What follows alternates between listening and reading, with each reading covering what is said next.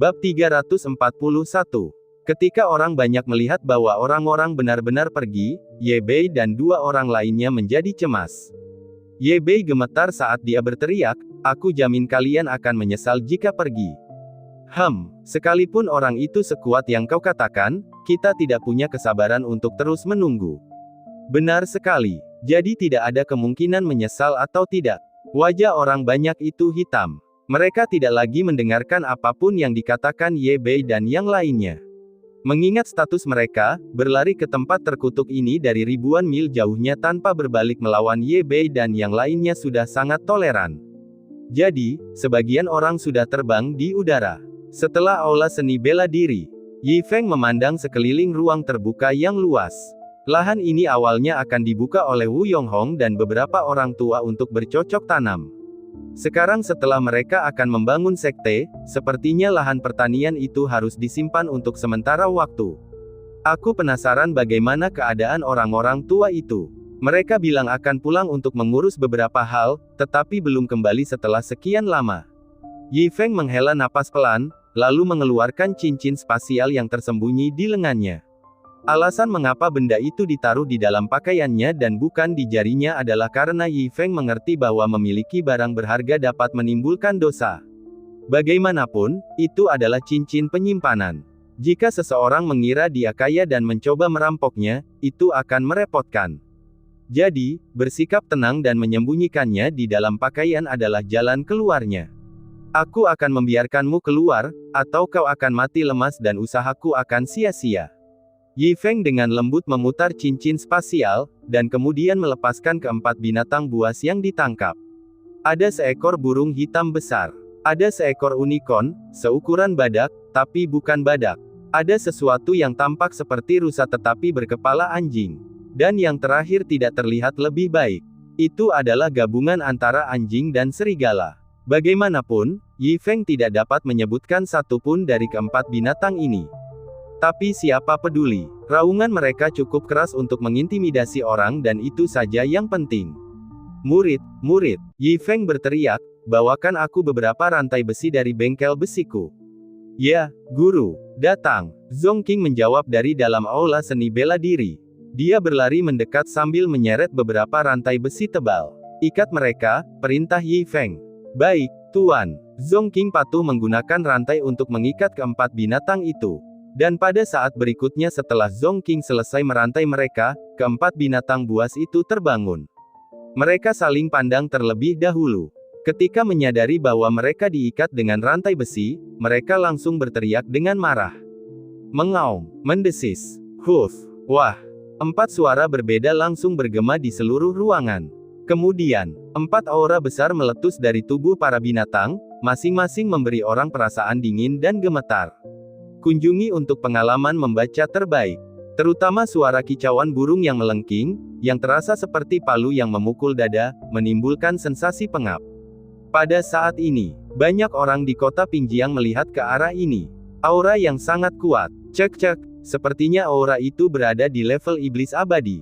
Benar sekali, bahkan iblis abadi pun tidak bisa lolos dari tangan beracun sang guru. Aku hanya bertanya-tanya apakah tuannya akan memakannya atau memeliharanya kali ini.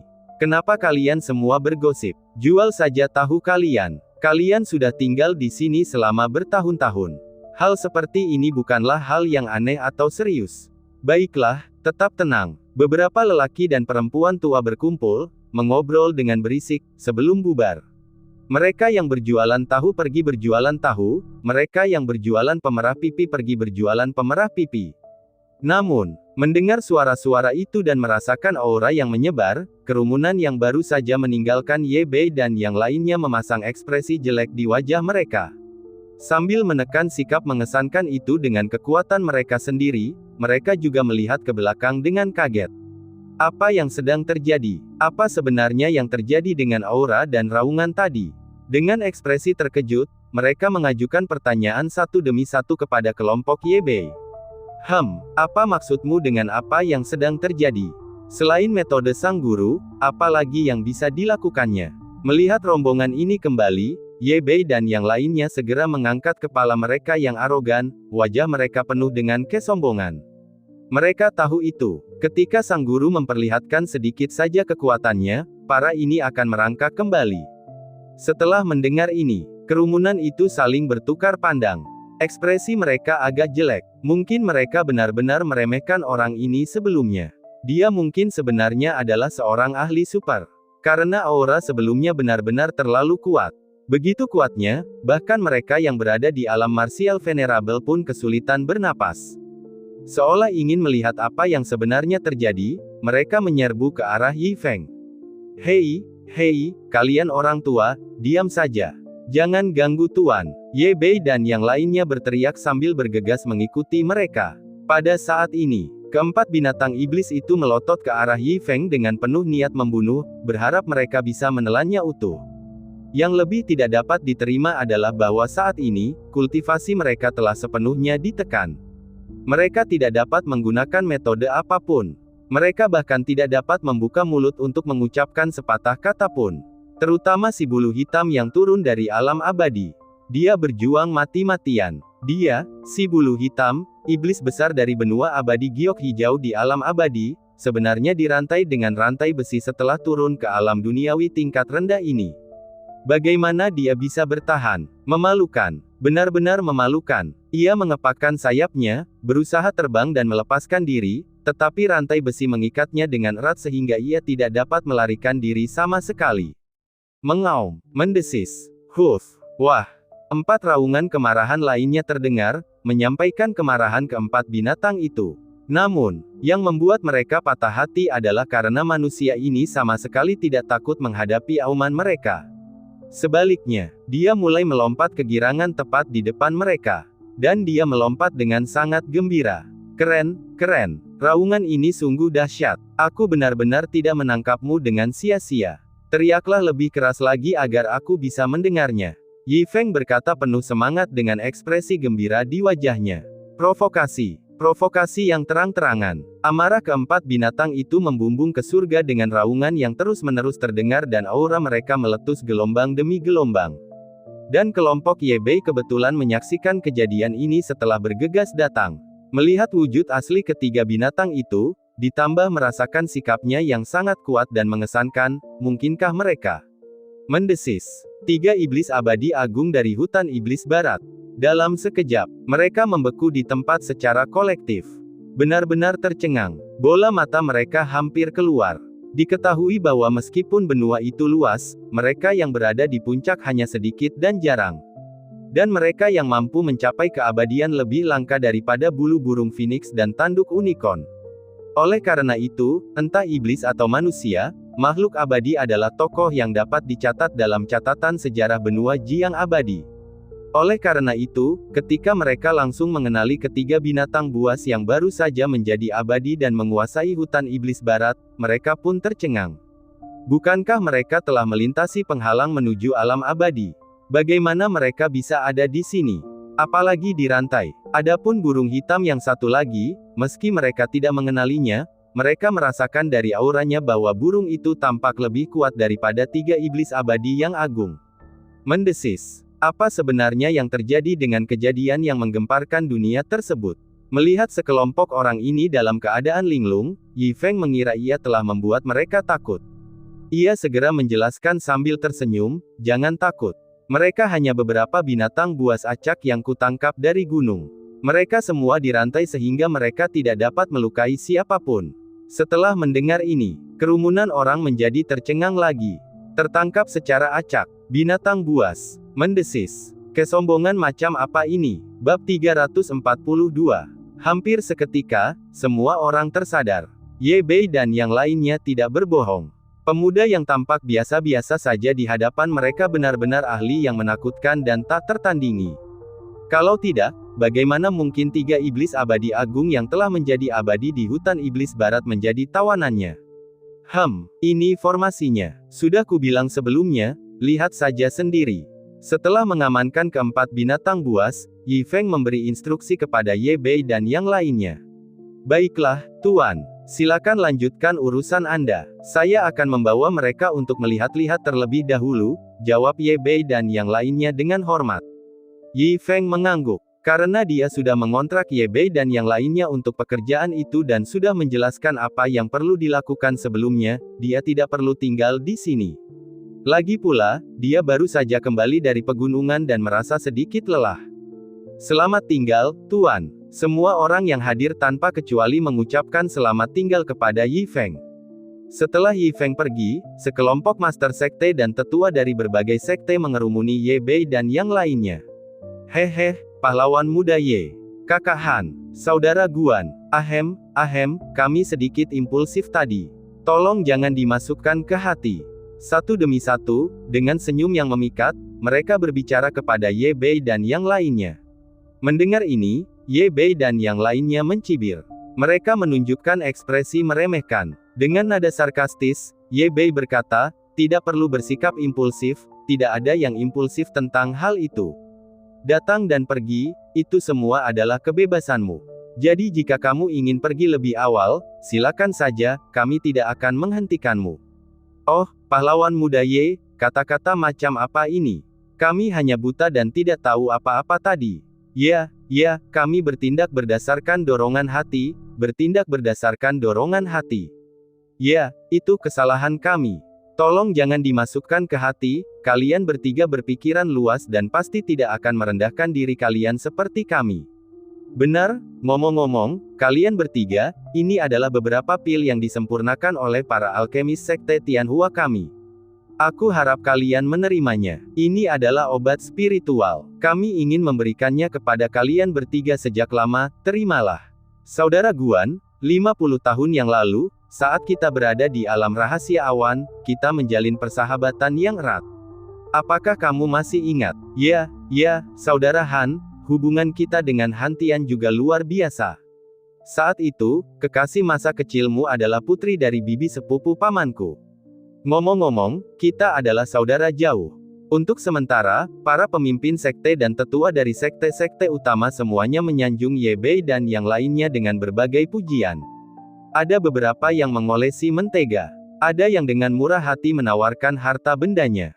Dan beberapa lainnya mengaku memiliki hubungan kekerabatan jauh yang tidak dapat dijangkau oleh tongkat sepanjang 8 kaki. Jelaslah, orang-orang tua licik ini sangat cerdik dan mengerti apa artinya berada di hadapan seorang majikan yang bahkan dapat memenjarakan iblis abadi.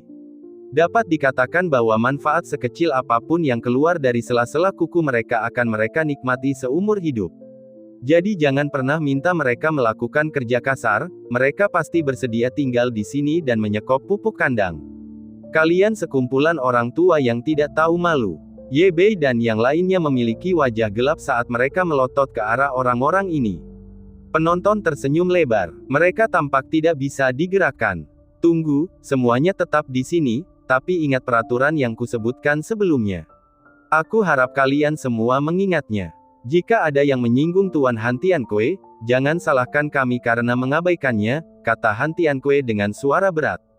Jangan khawatir, kami pasti patuh, sahut masa seraya menepuk dada. Dengan itu, kelompok pekerja pertama yang direkrut oleh Sekte Yi Feng telah diselesaikan dan ditetapkan. Aula bela diri, Zhu Yun dan Lu Qingshan, yang lama tidak terlihat, tiba. Orang tua, kau masih saja sopan sekali, kata Yi Feng sambil tersenyum saat menerima barang-barang yang dibawa Lu Qingshan. Itu wajar saja, jawab Lu Qingshan, keduanya tersenyum. Silakan duduk. Kebetulan ada sesuatu yang ingin saya tanyakan kepada Anda. Yi Feng berbicara. Yah, beginilah. Aku berencana mendirikan sekte hanya untuk bersenang-senang, tetapi ada banyak hal yang telah kupikirkan. Kurasa aku hanya bisa meminta bantuan dan bimbinganmu. Kuharap kau dapat membantuku menjernihkan keraguanku, kata Yi Feng sambil menyentuh hidungnya. Tuan Yi Feng ingin mendirikan sebuah sekte. Lu Qingshan dan Zhu Yun langsung terkejut dan berdiri dengan takjub. Berita ini terlalu mengejutkan bagi mereka. Jangan kaget, melihat reaksi mereka, Yi Feng buru-buru menekan telapak tangannya ke bawah, ekspresinya canggung. Seperti yang kau tahu, aku hanya orang biasa, jadi aku melakukannya hanya untuk bersenang-senang, tidak lebih. Kurasa kau seharusnya lebih mengerti daripada aku, jadi aku ingin bertanya kepadamu tentang prosedur selain mendirikan sekte. Lu Qingshan dan Zhu Yun bertukar pandang dan menarik napas dalam-dalam. Orang ini benar-benar tahu cara menjaga hal-hal tetap menarik, sebenarnya ingin mendirikan sekte lagi. Jika bukan karena Yi Feng yang berulang kali mengingatkan mereka bahwa dia adalah orang biasa, mereka akan mengira bahwa dia tidak berencana untuk menekan kultivasinya dan ingin menjadi terkenal. Namun, sungguh mengagumkan mendirikan sekte sebagai orang biasa. Operasi ini sungguh luar biasa. Pada saat yang sama, mereka tidak dapat menahan rasa kagum bahwa Tuan Yi Feng tampaknya mengetahui segalanya tentang mereka, dan dia sangat menyadari identitas mereka, itulah sebabnya dia datang kepada mereka untuk meminta nasihat. Jadi, mereka menerangkan secara rinci semua syarat pendirian suatu sekte. Jadi begitu, Yi Feng menganggukkan kepalanya, bersandar dan berpikir di kursi malas. Di antara persyaratan yang disebutkan oleh Lu Qingshan dan Zhu Yun, ada dua yang membuatnya pusing. Titik pertama, itu tentang lokasi sekte. Aturannya adalah memilih tanah yang belum diklaim. Jika mereka mendirikan sekte di dalam yurisdiksi sekte tersebut, itu pasti akan menantang kedaulatan sekte tersebut. Dan dia ingat, dia saat ini berada di wilayah gerbang Qingshan. Dia telah mendengar dari banyak orang bahwa gerbang Qingshan memiliki seorang master sekte dan seorang leluhur tua. Pemimpin sekte itu memiliki sifat pemarah dan tega membunuh tanpa berpikir panjang. Adapun leluhur tua itu, dia bahkan lebih berubah-ubah, lebih suka pada gadis muda, dan cukup banyak gadis muda yang menderita di tangannya. Bagaimanapun, mereka berdua tampaknya bukan orang baik. Memikirkan hal ini, dia tidak bisa menahan diri untuk tidak melirik Lu Qingshan dan Zhu Yun. Untunglah, dia bertanya pada dua orang ini. Tetapi karena suatu alasan, menanggapi tatapan Yi Feng, Zhu Yun dan Lu Qingshan, pada saat ini, merasakan kepanikan yang tak dapat dijelaskan di dalam hati mereka. Tetapi masalah kedua adalah masalah yang paling membuat Yi Feng pusing. Itulah kualifikasi untuk mendirikan suatu sekte. Mendirikan sekte bukanlah sesuatu yang bisa dilakukan begitu saja, seseorang harus memperoleh kualifikasi untuk mendirikan sekte. Untuk memperoleh kualifikasi ini, seseorang perlu memperoleh pengakuan dari aliansi sekte. Aliansi sekte ini adalah organisasi yang dibentuk oleh banyak sekte di Dongsheng. Tanpa pengakuan dan izin untuk mendirikan sekte, sekte tersebut tidak akan diakui, dan aliansi akan memerintahkan pembubarannya. Namun, ada syarat yang diperlukan untuk memperoleh kualifikasi untuk mendirikan sebuah sekte. Master sekte pertama harus memiliki kultivasi. Hal ini menimbulkan kesulitan besar bagi Yi Feng. Dari mana dia bisa memperoleh kultivasi? Anda lihat, niat awal dia mendirikan sekte justru agar bisa menyelesaikan tugas sistem dan berkultivasi. Jika dia sudah berkultivasi, mengapa dia repot-repot mendirikan sekte? Untungnya, ada kompromi lain, memiliki catatan masa lalu saat bergabung dengan sekte tertentu. Ini dapat dianggap sebagai representasi sebagian dari kemampuan kultivasi seseorang. Tetapi ini juga menimbulkan dilema besar bagi Yi Feng. Sekte mana yang akan menerimanya, mengingat bahkan sistemnya tidak dapat mendeteksi bakatnya. Itu memusingkan. Akan tetapi, ia tidak boleh menyerah untuk bisa berkultivasi. Kudengar ada beberapa sekte kecil di Dongsheng. Sepertinya dia harus meluangkan waktu untuk mencoba peruntungannya. Kalau kebetulan ada sekte buta yang menerimanya, meski ia hanya menghabiskan waktu sebulan di sana lalu pergi, memperoleh identitas sebagai pengikut tetap terhitung sebagai kualifikasi mendirikan sekte. Bab 343. Setelah mendapatkan persyaratan untuk mendirikan sekte dari Lu Qingshan dan dua orang lainnya, Yi Feng hanya bisa membiarkan tim konstruksi Ye Bei melambat. Hari berikutnya, pagi-pagi, Yi Feng keluar. Karena kota Pinjiang adalah wilayah gerbang Qingshan, sektenya pasti tidak dapat melanjutkan pembangunan di kota Pinjiang. Untungnya Yi Feng telah meneliti peta sepanjang malam kemarin, dan sudah memiliki gambaran kasar mengenai lokasi sekte tersebut. Di dekat kota Pinjiang dan pegunungan Mufu, terdapat sebuah danau air tawar yang sangat besar. Danau air tawar ini, jika dilihat dari peta, tampaknya merupakan danau air tawar terbesar di seluruh benua Sungai Abadi. Hanya saja biasanya tidak ada yang datang ke sini, dan daerah ini pun bukan wilayah kekuasaan kekuatan manapun. Peta tersebut mencatat bahwa di tengah danau air tawar ini, ada sebuah pulau kecil, dan Yi Feng ingin mendirikan sekte di pulau kecil ini. Hari ini ketika keluar adalah untuk melakukan investigasi di tempat. Segera setelah itu, Yi Feng tiba di tujuannya. Hanya dengan satu pandangan, Yi Feng jatuh cinta dengan tempat ini. Permukaan air yang bergelombang, desiran angin danau, memberikan perasaan nyaman dan gembira kepada orang-orang. Dan pulau kecil itu berdiri di tengah danau, dikelilingi air di semua sisi. Dari kejauhan, pulau kecil ini tidak besar atau kecil. Bagian depannya berupa dataran luas, dan bagian belakangnya berupa hutan kecil. Potongan kayu ini sangat menarik perhatian Yi Feng. Karena ini sesuai dengan niat awalnya untuk membuat halaman belakang rumah kecil untuk mengelabui orang. Yang terpenting, mendirikan sekte di tempat terpencil seperti itu memberi mereka rasa aman yang teramat sangat, tanpa perlu khawatir diincar sekte lain.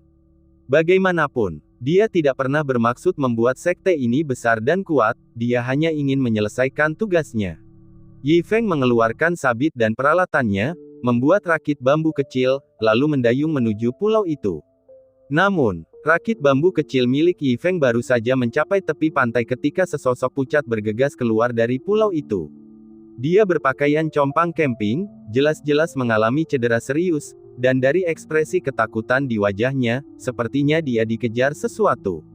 Tetapi saat dia melihat Yi Feng, matanya tiba-tiba berbinar.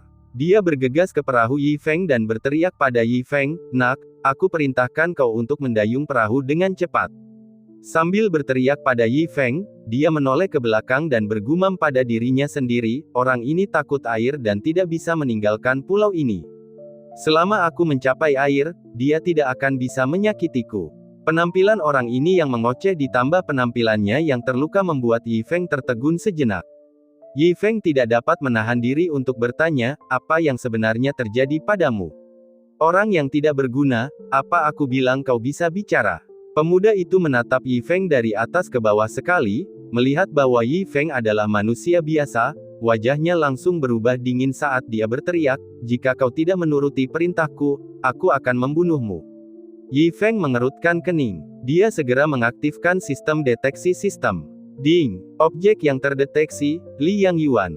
Bakat, sampah super. Suara sistem terdengar, segera memungkinkan Yi Feng memperoleh informasi inti tentang orang ini. Sial, dia pikir dia orang yang hebat, tapi ternyata dia orang bodoh yang punya bakat super sampah. Persetan dengan ibumu. Wajah Yi Feng menjadi gelap saat dia menendang Liang Yuan keluar dari perahu dengan satu kaki, dan tercebur ke danau dengan bunyi, plop. "Ah! Brengsek! Tidak berguna, beraninya kau." Liang Yuan terhuyung-huyung di air, menatap dengan tak percaya. Manusia sialan ini berani menendangnya keluar dari perahu dengan satu kaki, dari mana dia mendapat nyali? Masih mengeluh. Yi Feng mengangkat tiang bambu yang menyangga perahu dan memukul dahinya, yang langsung membuatnya pusing. "Ah, kau, sialan, sialan. Manusia sialan, berani menyinggung perasaanku seperti ini, kalau saja aku tidak terluka parah dan tidak bisa menggunakan kultivasiku, aku pasti akan mengulitimu hidup-hidup sekarang." Liang Yuan terhuyung-huyung di air sambil memuntahkan kata-kata kasar kepada Yi Feng.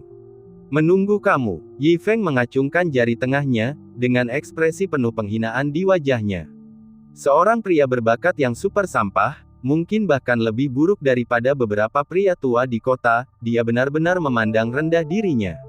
Untuk mencegah orang itu mencuri perahu, Yi Feng mengunci rakit bambu dan mulai berkeliaran di sekitar pulau kecil itu. "Aku sangat suka pulau ini. Di sana ada gunung dan air. Kalau saya mau makan daging, pegunungan Mufu ada di sebelah. Kalau saya mau makan ikan, saya bisa memancing sambil duduk di tanah. Kalau saya mau pulang ke kota Pingjiang, saya tinggal pulang saja. Ahahaha, mulai sekarang aku nyatakan bahwa pulau kecil ini milikku." Yi Feng berdiri di titik tertinggi pulau kecil itu, dengan tangan terbuka, dan menyatakan dengan lantang. Bawah tanah, suatu figur yang dibor keluar. Wajahnya penuh kesedihan. "Awalnya dengan tingkat kultivasiku saat ini, aku bisa hidup dengan aman dan tanpa rasa khawatir di benua Sungai Abadi, karena orang-orang terkuat di benua itu hanya merupakan ancaman satu dari sejuta terhadap hidupku. Tapi sial, aku tidak tahu orang bodoh mana yang makan terlalu banyak dan tidak punya kegiatan lain. Mereka pergi dan menghancurkan langit, memaksa orang yang mencapai alam itu untuk memasuki alam abadi. Jika aku tidak memiliki pandangan ke depan untuk berhenti sebelum mencapai terobosan itu, aku harus pergi ke alam abadi yang mengerikan itu juga." Beruntungnya, saya menemukan pulau ini.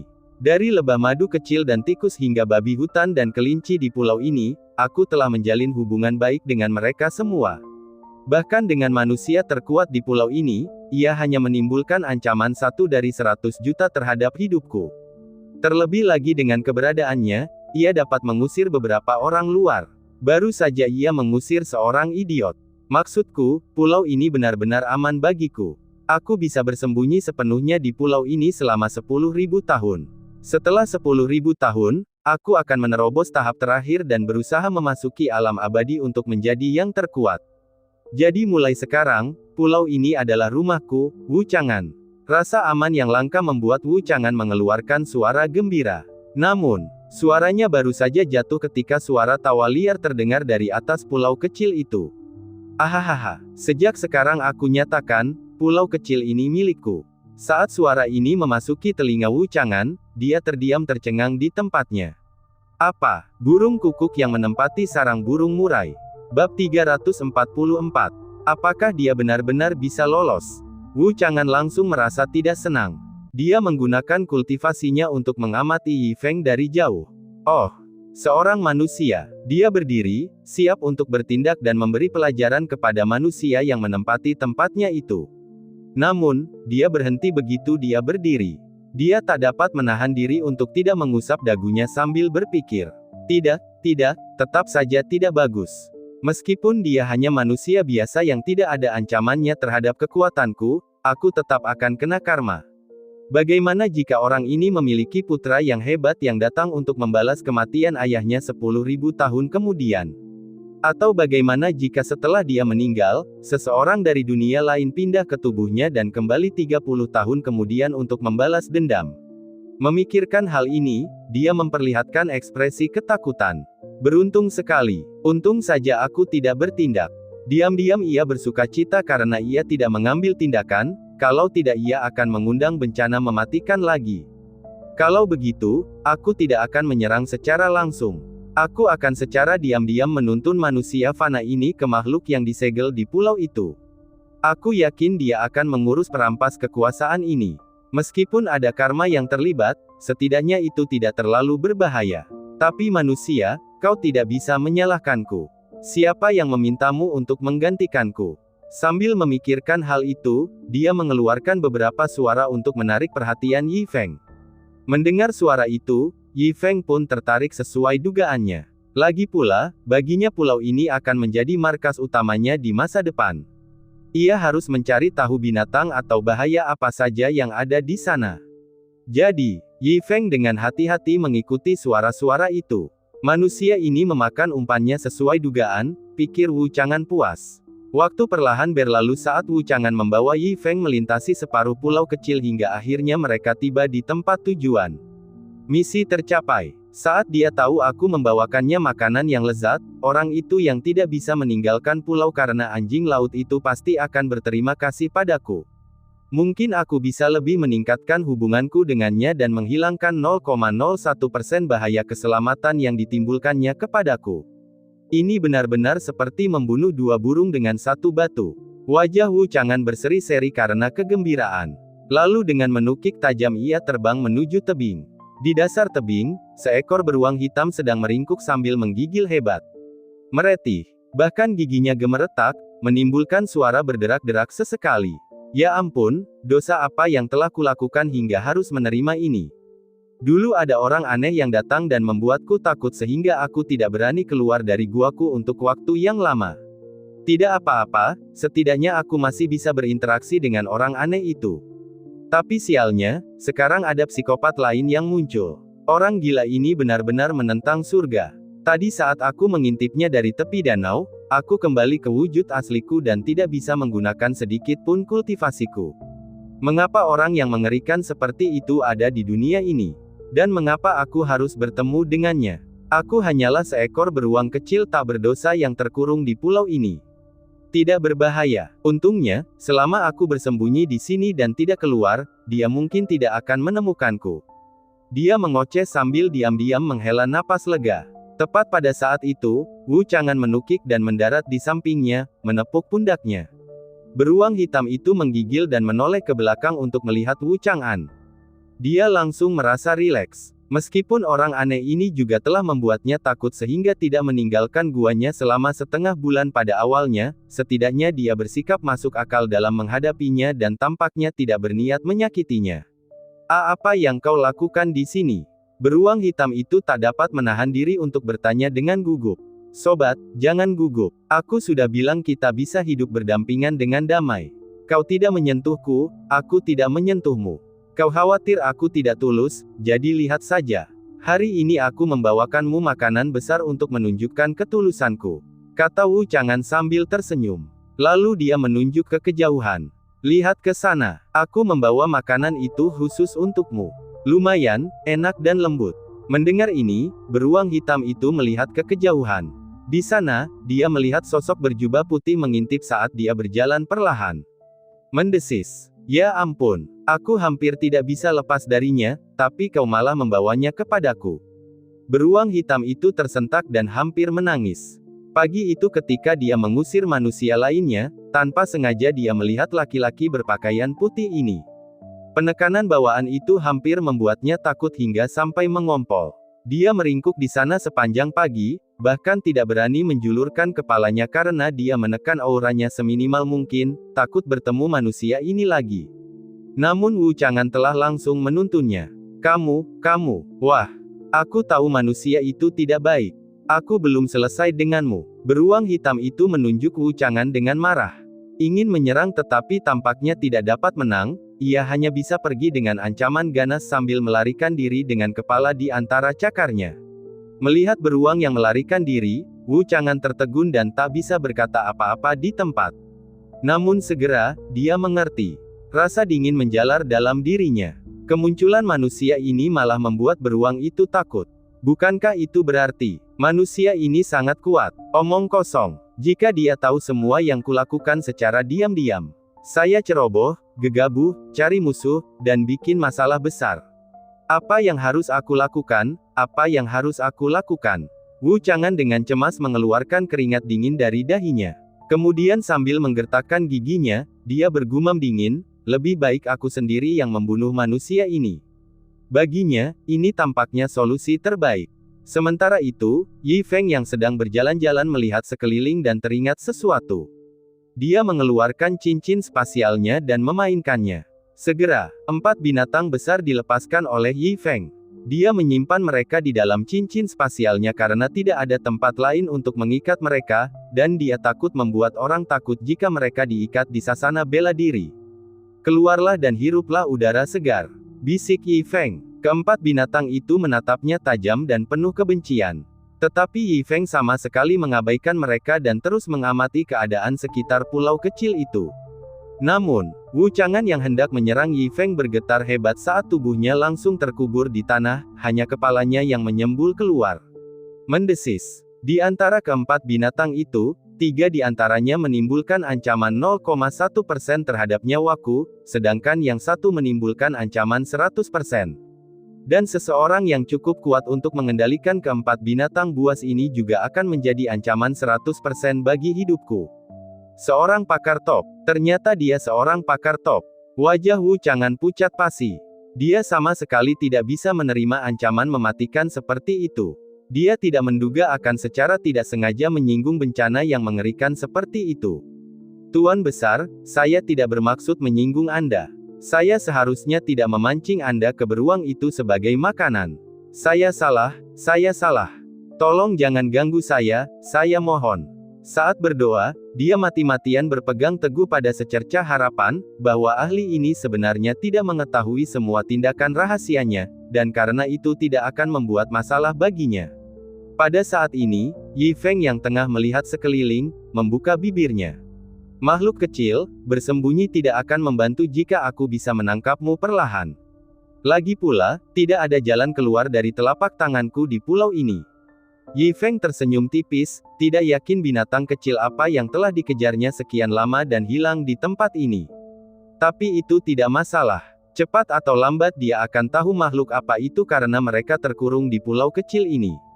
Namun, Mendengar ini, Wu Chang'an merasakan jantungnya tercekat di tenggorokannya saat pertahanan psikologisnya hampir runtuh. Kata-kata ini, bukankah surat-surat itu ditujukan kepadanya? Jadi ternyata sang guru ini sudah lama mengetahui keberadaan dirinya dan segala hal yang dilakukannya secara sembunyi-sembunyi. Satu-satunya alasan dia tidak menyerang adalah karena dia tidak terburu-buru dan ingin menyiksanya perlahan. Tidak, aku harus berpikir. Aku harus memikirkan cara untuk keluar dari krisis ini. Wu Chang'an, kamu bukan kultivator biasa. Pemikiranmu melampaui semua orang di dunia ini. Kamu harus menemukan cara untuk melenyapkan ancaman ini. Wu Chang'an mati-matian memeras otaknya untuk mencari ide.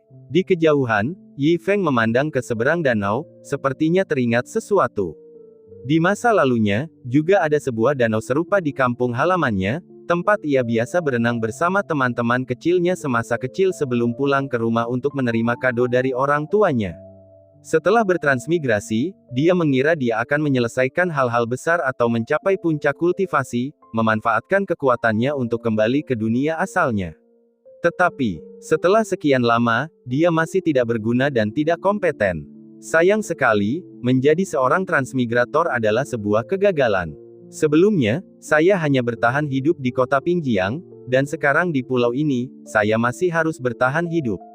Yi Feng tidak dapat menahan diri untuk mendesah pada dirinya sendiri. Alasan dia memilih pulau kecil terpencil untuk mendirikan sektenya adalah karena dia sebenarnya ingin menghindari masalah yang tidak dapat dia selesaikan. Ia hanya berharap bahwa dengan menyelesaikan tugasnya, sistem akan memberdayakannya dan memungkinkannya terbang ke langit. Apa? Wu Chang'an yang bersembunyi di kegelapan, mendengar kata-kata Yi Feng dan menjadi sangat takut. Kengerian macam ini lebih ekstrim daripada menghadapi kematian yang tak terelakkan. Pria berjubah putih ini, dia benar-benar secara langsung mengungkapkan rahasia terbesarnya. Dan bahkan mengejeknya secara langsung. Karena, transmigran yang dia sebutkan, yang berhasil sampai ke pulau kecil ini dari kota Pingjiang, tidak lain adalah dia. Bab 345. Wu Chang'an tidak menyangka bahwa kartu truf terkuatnya sebagai seorang transender juga terlihat hanya dengan satu kata dari orang ini. Orang ini bahkan memiliki pemahaman menyeluruh tentang tindakannya. Untuk mengetahui semua ini sama sekali bukan sesuatu yang dapat dilakukan oleh orang biasa. Orang seperti ini harus memiliki wawasan tentang rahasia surga dan menjadi makhluk yang sangat kuat. Di tangan orang ini, bahaya kematiannya sendiri mungkin mencapai 1 miliar %. Pada saat ini, di hadapan orang berjubah putih ini, Wu Chang'an merasa seolah-olah dirinya ditelanjangi meski ia menyusut ke dalam tanah, tanpa rahasia apapun. Wu Chang'an basah oleh keringat dingin. Dalam benaknya, bahkan muncul adegan Yi Feng berdiri di depannya sambil membawa pisau, menusuk ke arahnya. Pisau merah masuk dan pisau putih keluar, dan dia, Wu Chang'an, akan kentut dan mati. Akan tetapi, tepat saat dia merasa khawatir dan takut bahwa dirinya akan mati di tangan Yi Feng tiba-tiba menguap malas dan berkata, "Aku pergi dulu, sampai jumpa lain waktu." Setelah mengatakan itu, Yi Feng meninggalkan pulau itu dengan rakit bambu. Menyaksikan perahu sendirian di danau, dan pakaian putih yang berkibar, dan mengingat kata-kata perpisahan yang penuh arti itu. Wu Chang'an menatap dengan mata terbelalak. Orang ini jelas ingin mempermainkannya perlahan-lahan sampai mati. Dan kata-kata, "Sampai jumpa di lain waktu." Kata-kata yang begitu biasa dan remeh, tetapi dimaksudkan untuk didengarnya. Bukankah itu hanya memberitahunya secara terus terang bahwa dia tidak bisa lepas dari telapak tangannya? Wow, kakak, jangan mempermainkanku seperti ini. Aku hanya ingin mencari tempat untuk bersembunyi dan hidup. Aku tidak bermaksud memprovokasimu. Meskipun aku baru saja melakukan kesalahan, bukankah ada pepatah yang mengatakan, ketidaktahuan bukanlah kejahatan. Lagi pula, aku tidak tahu bahwa kamu begitu kuat. Wu Chang'an menangis dengan wajah muram, sama sekali tidak bersemangat, dan terkulai lemah di tanah. Dengan alis berkerut dan wajah masam, dia tampak pasrah pada nasibnya, sementara berbagai gambaran kematiannya sendiri terus-menerus terlintas di benaknya. Sambil memikirkannya, dia tiba-tiba berdiri. Wow, kematian terlalu menakutkan, sesuatu yang begitu menakutkan, aku tidak menginginkannya. Benar sekali, tidak bisa mati, pasti tidak bisa mati. Dia mengulang-ulang kata-katanya dengan putus asa di dalam mulutnya, dan mengepalkan tangannya untuk menyemangati dirinya sendiri. Wu Chang'an, ayolah, kamu adalah seorang transenden, kamu sangat beruntung, kamu memiliki lingkaran cahaya protagonis, kamu pasti tidak akan mati semudah itu, kamu harus bisa lolos dari telapak tangannya. Ketika Yi Feng tidak terlihat, Wu Chang'an membenamkan kepalanya di tanah. Kemudian, ia mengerahkan kecepatannya hingga batas bawah tanah, melarikan diri secepat yang ia bisa dari pulau kecil ini. Sehari kemudian, dia telah melarikan diri ke seberang Laut Cina Selatan, sebelum akhirnya merangkak keluar dari tanah yang tertutup tanah. Karena dia tidak membunuhku secara langsung, itu membuktikan dia tidak takut aku akan melarikan diri, dan sangat yakin aku tidak bisa lepas dari genggamannya. Namun secara relatif, periode waktu ini juga merupakan satu-satunya kesempatan yang saya miliki untuk membalikkan keadaan. Saya benar-benar tidak boleh lengah, saya harus memanfaatkan kesempatan ini. Oleh karena itu, meskipun tempat ini sangat jauh, namun tetap saja belum aman. Memikirkan hal ini, dia menggertakkan giginya, dan segel tangan yang rumit segera muncul. Lalu, dari cincin penyimpanannya, dia dengan cepat mengeluarkan lembar demi lembar kertas jimat kuning. 1 miliar jimat doppelganger, bertransformasilah untukku. Akhirnya, saat segel tangannya jatuh, lembaran kertas jimat kuning itu secara kolektif bersinar dengan cahaya yang menyilaukan, sebelum berubah menjadi doppelganger Wu Chang'an satu per satu. Jimat doppelganger ini berubah wujud menjadi sosok yang memiliki aura saya di atasnya, dan penampilan yang identik dengan saya, cukup untuk membantu saya mencampur-adukan kebenaran dengan kebohongan dan melepaskan diri dari kendali orang ini. Bubarkan untukku. Saat suaranya mereda, doppelganger Wu Chang'an yang berubah dari jimat itu mulai menyebar ke segala arah. Ada yang melarikan diri ke bawah tanah, ada yang terbang ke udara, ada yang menyelam ke dalam air, dan ada pula yang bersembunyi di dekatnya. Semua Wu Chang'an ini memiliki kekuatan yang besar. Hanya dalam beberapa hari, mereka telah menyebar ke seluruh benua. Lebih dari 20 juta diberikan kepada Dong Zheng, lebih dari 20 juta diberikan kepada Nan Huang, tidak ketinggalan hutan Xiao yang mana lebih dari 10 juta diberikan, dan sisanya 30 hingga 40 juta didistribusikan antara Zhongzhou dan benua Beihai. Jadi, hanya dengan kekuatannya sendiri, Wu Chang'an secara paksa meningkatkan populasi benua itu hingga 100 juta. Meskipun beberapa dari 100 juta lebih ini sayangnya meninggal di tengah jalan, kerugian ini tidak berarti jika dibandingkan dengan jumlah dasarnya yang sangat besar. Dan Wu Chang'an juga berbaur di antara 100 juta lebih doppelganger ini, tiba di benua Beihai. Dari seluruh benua, benua Beihai adalah yang terjauh dari Dong Zheng, jadi sekarang relatif aman. Bahkan jika dia melacakku ke benua Beihai, masih ada sekitar 20 juta klon milikku di sini. Bahkan jika dia benar-benar datang, akan butuh waktu lama baginya untuk menemukan tubuh asliku, yang cukup bagiku untuk merespons. Wu Chang'an mengangguk puas, dan hatinya yang panik akhirnya sedikit tenang. Selanjutnya, saya sebagai tubuh asli harus terus mencari tempat untuk bersembunyi, sebaiknya tidak menarik perhatian. Dia memikirkan hal ini, dan kebetulan melihat sebuah sekte di kota terdekat sedang merekrut pengikut. Kalau begitu, aku akan menyelinap ke sekte ini dan menjadi tukang. Identitas ini juga sangat bagus untuk menyembunyikan jejakku. Aku yakin sekuat apapun metode orang itu, setinggi apapun jabatannya, mustahil baginya untuk menemukanku. Selanjutnya, dia menyembunyikan kultivasinya dan berjalan menuju tempat perekrutan murid. Kota Pingjiang. Yi Feng membawa sekelompok besar orang bergegas menuju pulau kecil. Guru ah. Pada saat itu, sekelompok besar orang tua laki-laki dan perempuan bergegas datang, dengan ekspresi cemas bertanya, "Guru, kami mendengar Anda ingin memindahkan sekte dan pindah tempat, benarkah?" "Aku tidak menyangka kalian semua sudah mengetahuinya." Yi Feng tersenyum canggung. Dia tidak menyangka berita tentang dirinya, orang biasa, yang mendirikan sekte sudah tersebar. Sungguh menggelikan jika dipikir-pikir. Akan tetapi mereka semua adalah kenalan lama, jadi dia tidak merahasiakannya dan berkata sambil tersenyum, "Ya, saya memang punya niat itu." Kerumunan itu saling memandang, dan dengan cepat berkata, "Guru, apakah Anda melihat kami mampu mengikuti Anda?" Ya, izinkanlah aku membuka toko tembakau di dekat sektemu." Benar, saya juga ingin mendirikan warung mie sapi di sana. Saya akan pergi ke sana untuk menjual tahu. Kerumunan orang menatap Yi Feng dengan penuh harap. Tidak mungkin, apa urusannya sampai seperti itu? Yi Feng tidak dapat menahan diri untuk tidak berkata, "Oh, guru, apa yang Anda katakan? Begitu sekte Anda tumbuh kuat, bukankah kita akan punya bisnis?" Kata seorang lelaki tua. Benar, benar, meskipun ada banyak orang di kota ini, persaingannya juga besar. Lebih baik mengikuti guru, dan berbisnis dengan sekte guru. Orang lain menimpali. Kalian semua benar-benar berpikir begitu. Yi Feng tidak dapat menahan diri untuk bertanya. Kerumunan itu mengangguk serempak. Melihat ini, Yi Feng ragu-ragu. Karena hal ini menggugah pikiran dalam hatinya. Ia ingat ketika pertama kali bertransmigrasi, ia mempunyai sebuah ide, yaitu untuk mendirikan utopianya sendiri, membangun kota kecilnya sendiri, dan bahkan memodernisasinya. Dan sekarang, dengan pulau kecil itu, dan sekelompok tetangga yang baik, bukankah beberapa persyaratan dasar saja sudah terpenuhi? Paling parahnya, meski ia tak dapat mendirikan sekte, tak dapat merekrut pengikut, dan tak dapat berkultivasi seumur hidupnya, ia masih dapat memanfaatkan pulau kecil itu.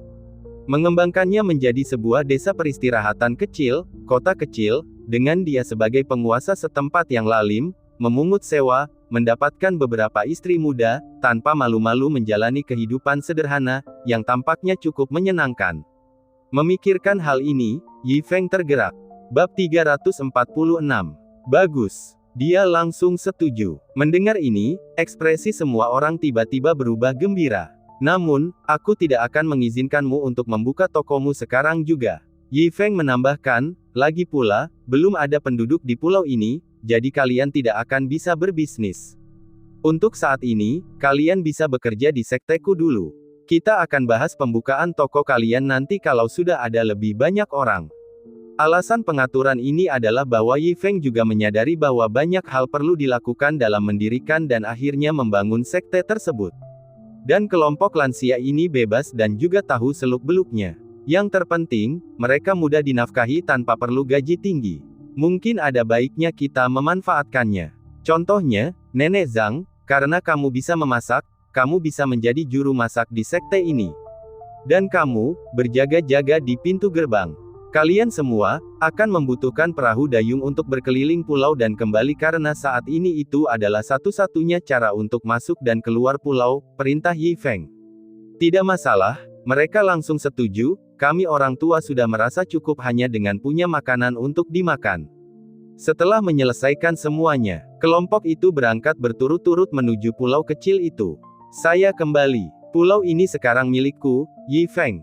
Mulai sekarang, semua yang ada di sini akan sesuai dengan perintahku, haha. Begitu mereka menginjakkan kaki di pulau itu, Yi Feng tidak dapat menahan diri untuk berteriak keras.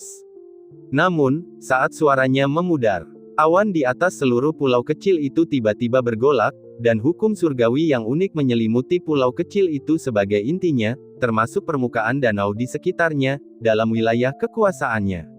Apa ini? Pemandangan ini menyebabkan ekspresi aneh muncul di wajah semua orang tua yang hadir dan juga para pekerja konstruksi. Tampaknya tingkat kultivasi pria ini telah melampaui dugaan kita sebelumnya. Membangun dunianya sendiri hanya dengan sepatah kata, cek-cek, caranya seperti itu. Benar sekali, di wilayah ini, peraturannya sudah berubah total. Sepertinya aku tidak bisa terbang lagi. Ya, kultivasiku juga telah ditekan sepenuhnya. Yang lebih aneh lagi adalah aku tidak bisa lagi merasakan panggilan dari alam abadi. Sepertinya aku tidak perlu pergi ke sana setidaknya selama setahun. Benar sekali. Sepertinya kita tidak perlu khawatir tentang urusan pergi ke alam abadi. Kita bisa tetap berada di sisi pria ini. Tampaknya tempat ini telah sepenuhnya melampaui yurisdiksi hukum alam abadi dan benua abadi. Kalian orang tua tadi baru saja berpikir untuk pergi ke alam abadi. Benar sekali, kapan aku pernah berpikir untuk meninggalkan pria ini dan pergi ke alam abadi? Apa yang kalian orang tua itu gumamkan di sana? Yi Feng tidak dapat menahan diri untuk bertanya dari depan. Tidak ada, Tuan. Kerumunan itu dengan cepat menjadi tenang dan menyusul Yi Feng. Biar aku ajak kamu keliling pulau dulu, kata Yi Feng sambil tersenyum. Semua orang mengangguk dan mengikuti. Setelah mengelilingi pulau kecil itu, Yi Feng mulai menyusun rencana di selembar kertas. Lihat, ini beberapa rencana awal saya. Hutan pegunungan di utara pulau ini akan menjadi seperti gunung halaman belakang bagi sekte kita. Aku mungkin akan menempatkan beberapa binatang kecil di sana. Meskipun tidak terlalu berbahaya, aku tetap tidak ingin kalian, orang tua, masuk ke sana, Yi Feng memperingatkan. Mereka segera mengangguk tanda mengerti setelah mendengar ini. Tidak berani membantah Yi Feng juga. Bagi mereka, binatang kecil itu tampak agak berbahaya. Sekte kami sendiri akan didirikan di sebelah gunung halaman belakang. Yi Feng membuat sketsa suatu area di atas kertas. Selain itu, ada gerbang gunung, lapangan bela diri, area perumahan, paviliun perpustakaan. Dia menugaskan lokasi lainnya satu per satu. Semua orang mengangguk setuju. Selanjutnya, aku perlu menugaskan beberapa tugas kepada setiap orang, kata Yi Feng sambil melihat ke arah orang-orang tua. Silakan beri kami petunjuk, Tuan. Aku butuh pohon yang sangat besar, tapi aku tidak tahu di mana menemukannya. Karena kalian semua sudah cukup berpengalaman, aku akan mengirim 2 orang untuk membantuku menemukannya, perintah Yi Feng. Dia menginginkan pohon seperti itu demi sektenya. Lagi pula, menipu 100 murid merupakan tujuan utamanya, jadi memiliki beberapa barang yang tampak muluk adalah suatu keharusan. Oleh karena itu, perlu adanya ukiran totem naga di tengah-tengah halaman sekte. Dan ukiran sebesar itu tentu saja membutuhkan pohon dengan ukuran yang sesuai. Pohon apa yang Anda cari, Tuan? Kedua tetua itu tidak dapat menahan diri untuk bertanya. Kualitasnya pasti harus bagus karena aku bermaksud mengukirnya, jawab Yi Feng. Untuk jenis kayu, kalian semua pernah melihat ukiranku sebelumnya, jadi kalian pasti mengerti standarku, bukan? Standar Anda. Para tetua saling memandang, wajah mereka penuh tekanan. Kami memang mengetahui lokasi satu pohon yang hampir tidak memenuhi standar tuanku, namun, saya khawatir akan sangat sulit untuk mendapatkannya. Itu hanya pohon, aku percaya pada kalian berdua, kata Yi Feng dengan lugas, dan jika memang ada kesulitan, entah itu butuh uang atau cara apapun, segala cara harus dilakukan untuk mendapatkannya. Jangan khawatir, aku akan mendukung kalian berdua. Mendengar ini, para tetua yang tadinya tertekan, tiba-tiba menjadi percaya diri kembali. Kami mengerti, dengan dukungan Anda, Tuan, kami akan mendapatkannya berapapun biayanya. Bagus sekali. Yi Feng mengangguk puas dan mengalihkan pandangannya ke Ye Bei dan kelompoknya. Silakan beri kami petunjuk, Tuan. Ye Bei dan yang lainnya segera maju, menunggu instruksi Yi Feng dengan hormat. Sejujurnya, orang-orang yang kamu temukan tidaklah hebat, Yi Feng ragu-ragu mengungkapkan apa yang ada di pikirannya. Bukan berarti dia bersikap picik. Terutama karena kebanyakan dari mereka adalah orang tua yang tampak kekurangan energi. Dia benar-benar agak khawatir tentang kapasitas kerja mereka. Masih belum bagus. Wajah Ye Bei dan kawan-kawan penuh dengan kecanggungan. Setiap orang setidaknya adalah martial venerable, dan banyak pemimpin sekte dan tetua telah ditangkap. Bagaimana mungkin mereka masih tidak hebat? Apakah standar pria pengangkut batu bata ini benar-benar setinggi itu? Tentu saja, aku masih percaya pada penilaianmu. Mereka sudah datang sejauh ini, jadi lebih baik mereka tetap tinggal. Namun, tenaga kerja masih kurang, jadi kelompokmu berikutnya harus lebih kuat, kata Yi Feng. Lebih kuat, misalnya, Ye Bei dengan hati-hati mencoba menebak. Misalnya, hampir sama dengan pemuda di sana itu, tatapan Yi Feng tertuju pada seorang pelayan dari sebuah penginapan, salah satu dari sedikit pemuda yang datang ke pulau itu dari kota Pingjiang. Dia tampak tegap dan mampu bekerja keras. Jadi menggunakan fisiknya sebagai tolok ukur perekrutan akan menjadi sempurna. Ye Bei dan rombongan menarik napas dingin. Standar seperti itu. Apakah ini terlalu sulit? Yi Feng menatap Ye Bei dan bertanya. Tidak sulit sama sekali. Kelompok itu mengangguk kaku dengan wajah besi, mengalah karena mereka harus setuju dan berusaha sekuat tenaga untuk memenuhi permintaan Yi Feng apapun yang terjadi. Akhirnya, ada satu hal lagi yang perlu aku instruksikan, Yi Feng menambahkan ke arah kelompok Ye Bei. Kami menunggu perintah Anda, Tuan. Jawab mereka dengan hormat. Karena transportasi di sekitar pulau kita tidak nyaman, dan banyak bahan bangunan sulit diangkut, Selain itu bahan-bahan lokal di sini juga sangat kurang. Saya berencana untuk mengajarkan kalian semua cara membuat batu bata agar bisa mandiri dalam pembangunan, kata Yi Feng.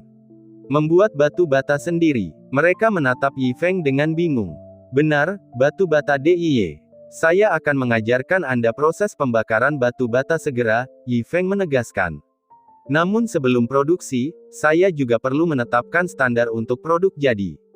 Karena kalian semua bekerja untuk saya, pengerjaan yang asal-asalan tidak akan berhasil.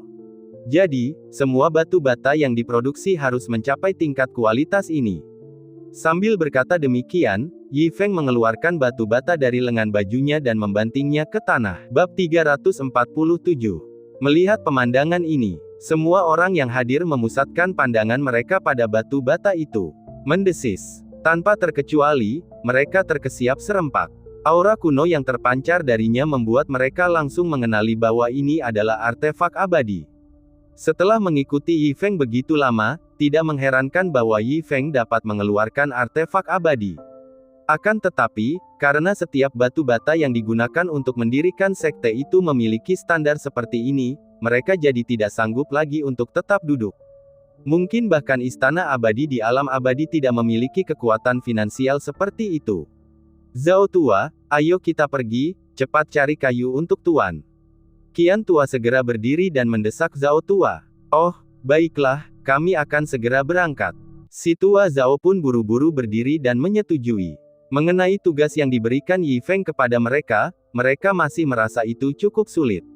Namun dibandingkan dengan tugas Ye Bei dan yang lainnya, tugas mereka hanyalah permainan anak-anak. Mereka melirik Ye Bei dan yang lainnya dengan kasihan. Lalu kedua lelaki tua itu segera pergi. Baiklah, Ye Bei, bawalah satu kelompok dan ikuti aku untuk membangun tungku pembakaran dan membuat batu bata. Pak Tua Guan, kalian berdua cari pekerja sesuai standar yang kusebutkan tadi, perintah Yi Feng. Seolah mengingat sesuatu, ia menambahkan, ingat, mereka tidak hanya harus kuat, tetapi usia mereka juga tidak boleh terlalu tua. Setelah mengatakan itu, Yi Feng membawa Ye Bei dan yang lainnya untuk mencari tempat membangun tungku. Guan Yunpeng dan Han Tiankui berdiri di sana dengan rasa malu yang terlihat di wajah mereka.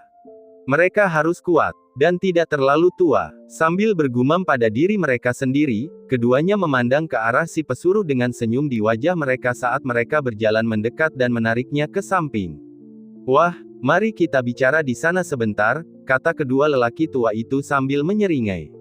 Si pesuruh mengikuti mereka ke samping dengan tatapan bingung.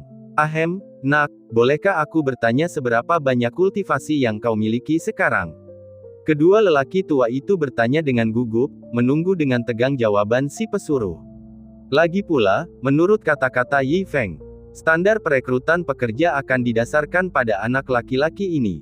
Jadi, tingkat kultivasi apapun yang dimiliki anak ini akan menentukan tingkat kultivasi apa yang harus dimiliki pekerja yang mereka rekrut. Tidak ada salahnya memberi tahu kalian berdua, para senior. Jangan menertawakanku, itu saja. Si pesuruh itu menggaruk hidungnya dengan malu-malu dan menjawab dengan agak malu-malu. Mendengar ini, Guan Yunpeng menghela napas lega. Tampaknya tingkat kultivasi anak ini tidak terlalu tinggi. Jika demikian, tekanan mereka akan berkurang drastis. Mereka hanya perlu menurunkan persyaratan usia saat merekrut. Guan Yunpeng kemudian buru-buru meyakinkan, jangan khawatir, nak. Kami sama sekali tidak akan menertawakanmu. Katakan saja pada kami. Baiklah, bocah itu mengangguk malu-malu dan berkata dengan canggung, orang rendahan ini telah mengikuti Tuan selama 1,5 tahun dan hanya berhasil naik dari Martial King ke Martial Emperor tingkat 6. Terus terang saja, aku hanyalah orang biasa. 6. Hanya, Kaisar bela diri tingkat 6. Mendengar ini, Guan Yunpeng terkejut hingga hampir memuntahkan darah. Han Tiankui bahkan lebih sial lagi, ia terpeleset dan jatuh tertelungkup ke dalam danau. Oh para senior, si pesuruh segera menarik Han Tiankui keluar. Han Tiankui tidak peduli dengan keadaannya yang menyedihkan. Dengan mata terbuka lebar, dia menatap si pesuruh dan bertanya dengan bibir gemetar, kultivasi apa yang kamu katakan? 6 perintah. Hanya 6 perintah yang tidak penting, jawab si pesuruh. Setelah menerima konfirmasi lagi, Han Tiankui merasa seperti siap mati. Itu berarti standar yang mereka miliki untuk merekrut pekerja tidak boleh hanya muda, tetapi setidaknya kaisar bela diri tingkat 6 dalam kultivasi. Mendesis. Bahkan jika mereka mencari di seluruh benua sungai abadi, belum tentu banyak orang yang memenuhi kriteria itu. Dan kalaupun ada, akankah mereka mampu menemukannya? Perlu diketahui, mereka yang mencapai tingkat kultivasi ini semuanya adalah jenius yang mengerikan. Misi ini terlalu sulit. Para senior, seperti yang telah kukatakan sebelumnya, tingkat kultivasiku memang agak rendah, tetapi tolong jangan menertawakanku, kata si pesuruh itu dengan polos. Ya, agak rendah. Guan Yunpeng dan Han Tiankui meringis, saat itu mereka menahan keinginan untuk memukuli bocah ini. Mereka belum pernah bertemu orang yang begitu menyebalkan. Namun, apalagi yang bisa mereka lakukan? Menghadapi perintah Tuan, betapapun sulitnya, mereka harus melakukan yang terbaik. King, sangat membosankan. Di tepi danau, Lu Benwei duduk bersila, sehelai rumput menjuntai dari mulutnya saat ia berbaring di tanah dan berkata dengan malas. Ya, membosankan, jawab anjing itu sambil merentangkan kaki belakangnya dan kencing di pangkal pohon. Hai kawan, bagaimana kalau kita ajak burung-burung jalan-jalan? Seekor kelabang merangkak keluar dari akar rumput sambil menyeringai dan menyarankan. Apa gunanya jalan-jalan dengan burung aneh mutan campuran? Lu Benwei melirik burung berbulu hitam yang diikat di sebelah mereka, bersama dengan 3 binatang hutan iblis barat dan makhluk abadi lainnya, dengan jijik. Tepat saat dia selesai berbicara, dia tiba-tiba menyadari sesuatu. Sambil memuntahkan helai rumput yang ada di mulutnya, dia duduk dan memandang ke kejauhan. Terjepit di dalam celah-celah batu di dekatnya, ada pantat hitam besar yang mencolok, yang terus-menerus bergetar. Wah, apa yang terjadi dengan pulau ini? Aku sebenarnya hanyalah seekor beruang kecil yang lucu. Wah, dengan begitu banyak makhluk mengerikan di mana-mana, aku bahkan tidak bisa hidup dengan tenang. Kamu tidak bisa melihatku. Kau tak bisa melihatku, kau tak bisa melihatku. Beruang hitam itu menyelipkan kepalanya ke dalam celah, menjulurkan pantatnya, dan gemetar saat dia berdoa dengan putus asa. Namun saat ia tengah melantunkan mantra, tiba-tiba sebuah tendangan melayang dan mengenai pantatnya. Beruang hitam itu secara refleks melompat, dan seketika bertemu dengan pemandangan beberapa makhluk mengerikan tersebut. Jangan mendekatiku. Aku sangat kuat, berhati-hatilah atau aku akan mencekik kalian semua. Selagi dia berbicara dengan panik, beruang hitam itu memberi isyarat dengan garang agar tampak mengintimidasi. Melihat bahwa dia tidak membuat mereka takut, keberaniannya langsung menyusut saat dia memegangi dadanya dan berbaring di tanah. Sobat, aku hanya seekor beruang kecil yang tidak berbahaya. Aku salah, jangan datang. Aduh, aku tidak tahan lagi. Aku tidak bisa meneruskannya, aku mati, aku sekarat. Setelah berkata demikian, dia menjulurkan lidahnya dan jatuh tak bergerak ke tanah. Seorang profesional. Dalam hidupku, aku, Angin Malam, belum pernah mengagumi siapapun di daerah ini sebelumnya. Kaulah yang pertama. Melihat tontonan ini, kelabang yang dikenal sebagai Angin Malam muncul dari atas kepala anjing itu dan langsung mengeluarkan suara penghargaan. Bab 348. King, pergi dan tangkap dia. Lu Benwei melambaikan tangannya dan berbicara dengan santai. Baik, kakak, sahut Doxzi sambil melangkah ke arah beruang hitam yang berpura-pura itu. Hei, dasar bodoh, cepatlah bangun. Berpura-pura mati di depan saudaraku tidak ada gunanya, kata Doxzi dengan arogan. Benar sekali, meskipun aku mengagumimu, berpura-pura mati tidak ada gunanya di depan saudaraku. Jika saudaraku ingin kau hidup, kau akan hidup, jika dia ingin kau mati, kau akan mati. Nightwind muncul di saat yang tepat dan berteriak, "Wow, aku salah, aku salah. Aku akan bangun." Beruang hitam itu segera bangkit, berlutut, dan memohon dengan berlinang air mata, "Tolong, ampuni aku, tuan-tuan yang terhormat. Kau tidak apa-apa. Katakan pada kami, mengapa kau berkeliaran di sini?" Doxzi bertanya dengan tegas. Kalimat ini langsung membuat beruang hitam yang gemetar itu ketakutan. Sambil gemetar, ia buru-buru berkata, "Saudara-saudara, aku salah, sungguh.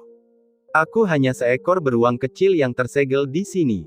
Aku tidak berbahaya bagi manusia dan hewan, hidup dari rumput dan embun. Ketika aku melihat kalian saudara-saudara dengan aura yang agung dan cahaya keemasan bersinar di atas kepala kalian, aku menyadari bahwa kalian adalah individu yang luar biasa. Jadi, karena takut menyinggung kalian, aku bersembunyi di sini.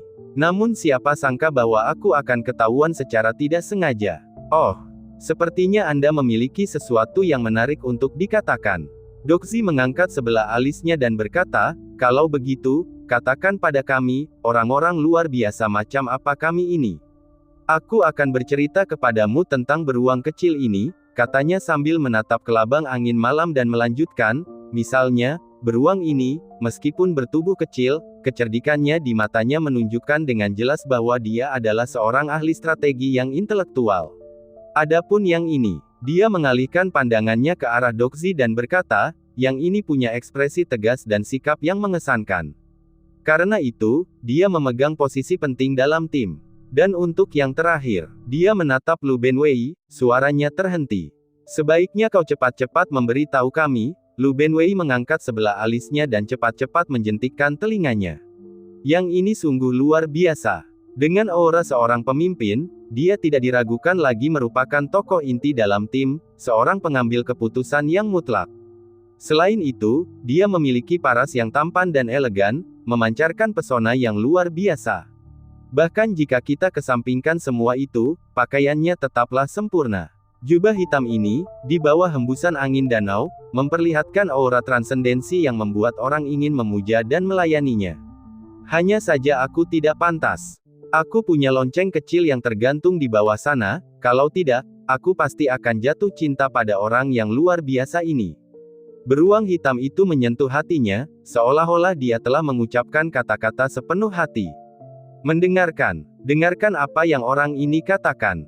Dia berbicara dengan sangat indah, merangkum kita dengan sangat baik. Begitu suara beruang hitam itu turun, Lu Benwei segera mengungkapkan penghargaannya.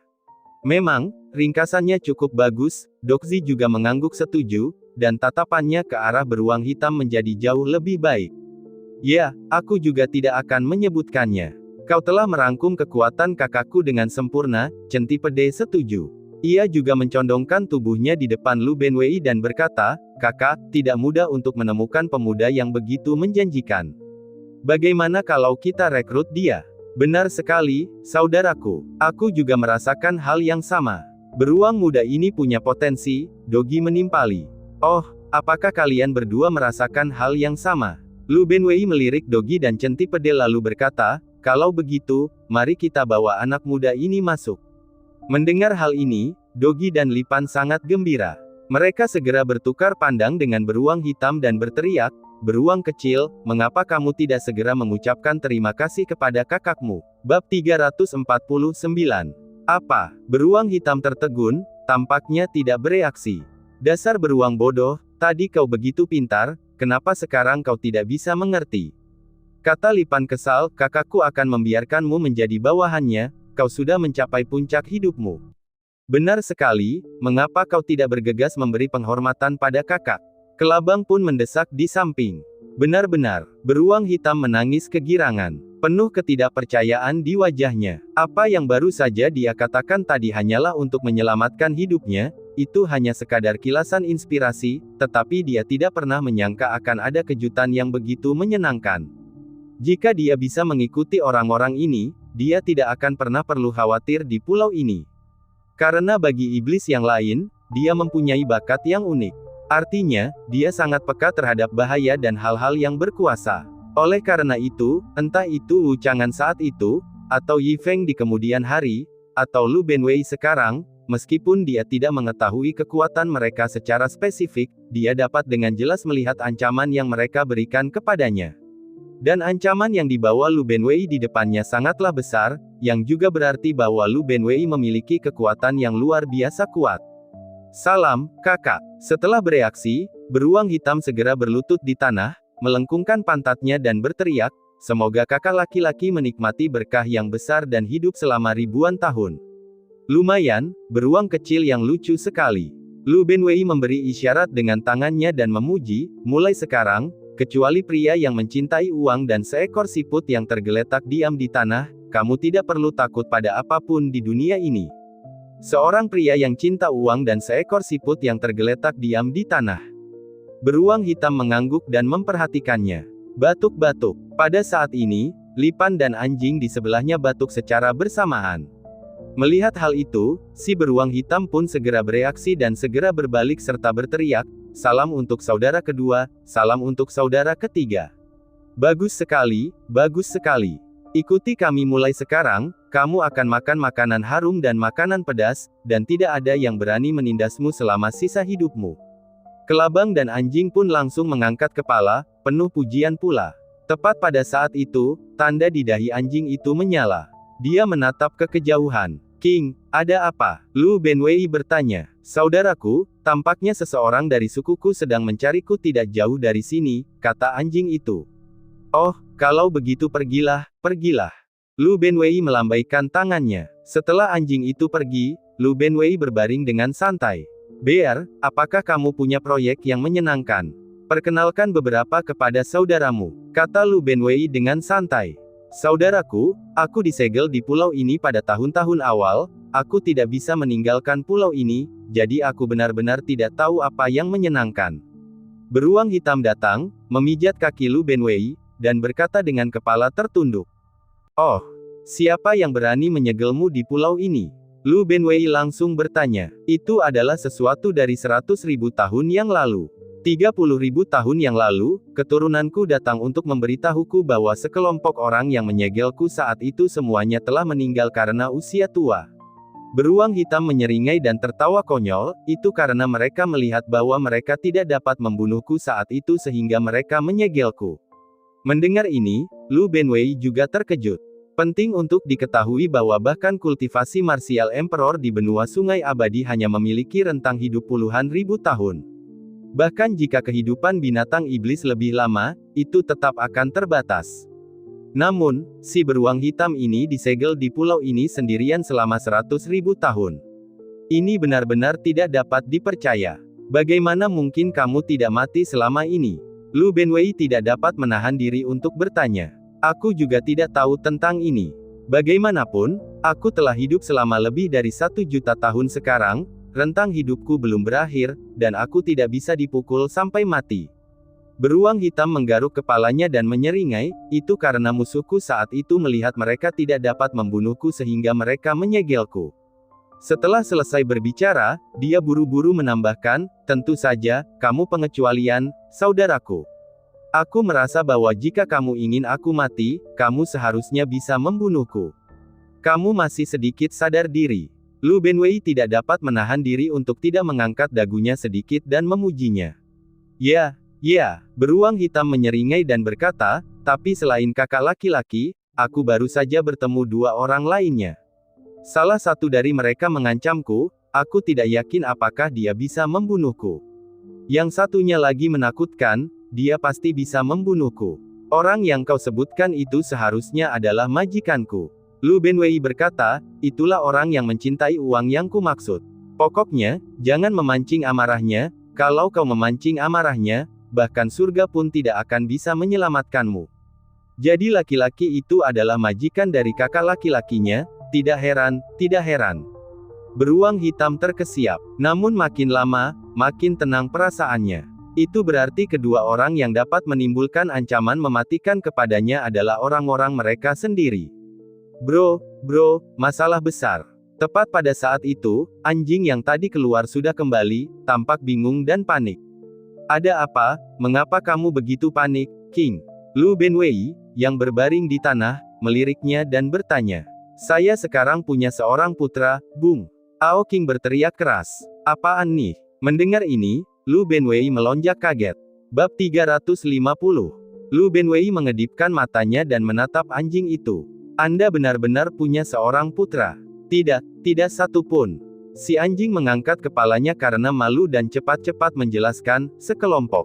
"Apa, sekelompok?" Lu Benwei membelalakkan matanya dan bertanya, "Kamu bersamaku setiap hari, dari mana kamu mendapatkan segerombolan putra?" "Lahir dari keberuntungan. Aku, waktu itu di sanggar bela diri, saat pemiliknya memaksaku untuk kawin dengan Ao King Cheng, lalu dia kembali dan," si anjing menjelaskan. "Jadi begitu." Lu Benwei mengangguk dan berkata, kalau begitu, bukankah itu berarti aku, Lu Benwei, sekarang juga punya keponakan? Hahaha, senang sekali, senang sekali. Lu Benwei tertawa keras. Selamat kakak besar, selamat kakak kedua. Beruang hitam dan kelabang angin malam juga dengan cepat mengirimkan suara ucapan selamat. Hahaha, berbagi kegembiraan, lagi pula bukankah mereka juga keponakanmu? Kata Lu Benwei dengan keras. Ya, mereka juga keponakan kita, berbagi kegembiraan, hahaha, kita semua sekarang punya keponakan. Beruang dan kelabang juga bereaksi dengan gembira. Terutama beruang hitam. Tadi dia sangat ketakutan, tetapi sekarang dia tidak hanya diakui sebagai kakak laki-laki yang baik, tetapi juga langsung menjadi pamannya. Kakak ketiga dan keempat, apakah ini sesuatu yang benar-benar membahagiakan? Melihat ekspresi gembira mereka, anjing itu berkata dengan getir, mengapa aku tidak bisa bahagia, dan malah merasa gelisah? Oh, santai saja. Lu Benwei menghampiri dan menepuk-nepuk anjing itu, lalu berkata dengan serius, kebanyakan orang mengalami hal ini, jalani saja apa adanya, seperti siput di halaman belakang, kau tahu. Hah. Anjing itu menatap Lu Benwei dengan bingung. Saat itu, dia juga seperti ini, tetapi jauh lebih parah darimu.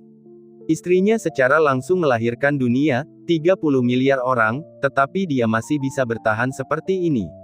Jadi, santai saja, santai saja.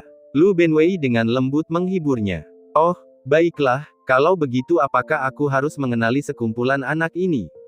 Tanya si anjing. Kenali mereka. Tentu saja kau harus mengakui mereka, lagi pula mereka adalah keturunanmu.